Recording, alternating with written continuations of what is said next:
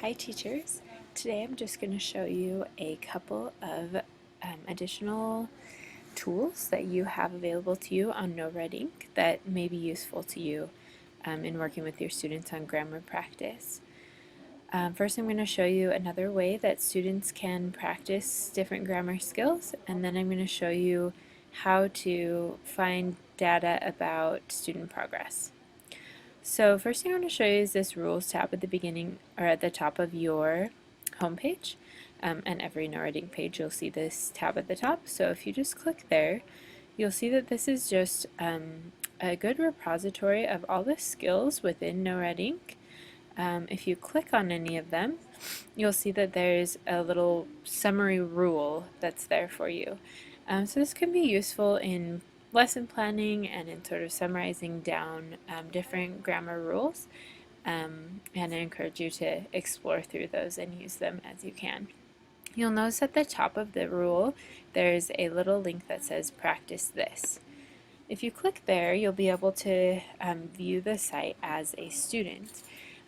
Students at the top of their page have a link to click on practice, and that's what will get them here to this page.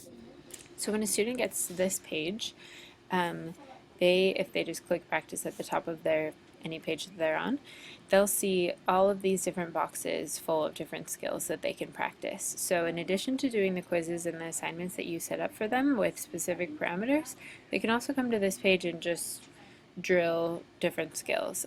These are just automated. They're already set up. You don't need to do any setup. It's all set for students to try. So you can have them work on specific skills. Once they master them, their box will turn green like this. So it's more of a game type portion of NoRedInk. They suggest, maybe you want to challenge your students to get 5 green boxes in a specific category, or make their whole page green, or whatever you want to have your students work on. But I'll show you how it works once they choose a skill to work on. So I'll just click practice. I believe those grayed out things are to come in the future. So they'll see this mastery circle at the top, and much like the IXL Smart Score, it will adjust as they get questions right or wrong, and obviously their goal is to get to 100. It's not a percentage, it's just a score that evens out as they get questions right or wrong. So they will go through and submit their answers, and you can see that this mastery score changes.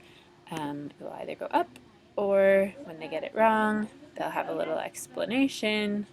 They can try a similar problem, and their mastery cannot progress until they get more questions correct.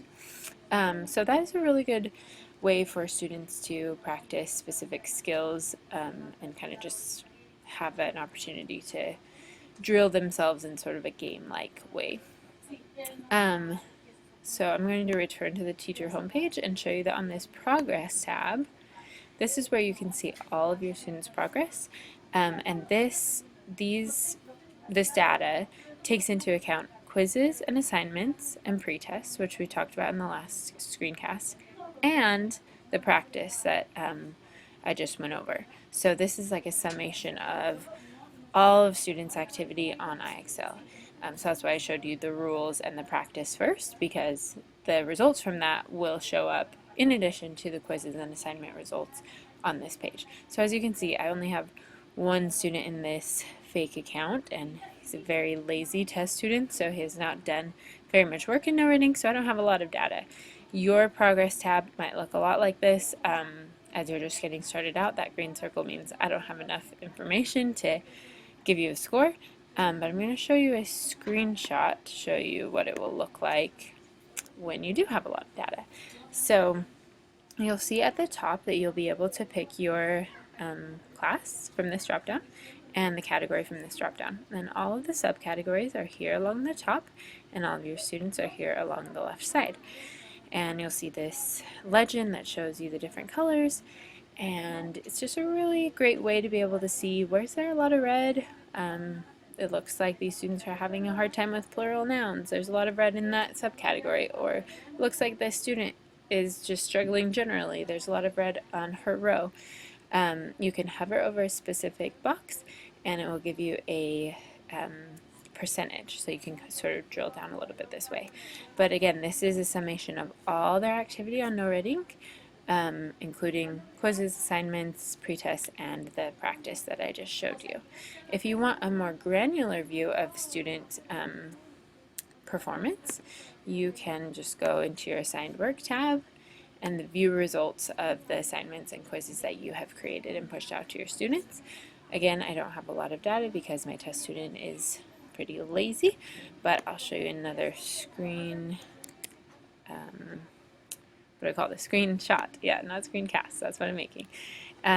So once you have a lot of data for a specific quiz or assignment, you'll see it looking like this, and you can really drill down.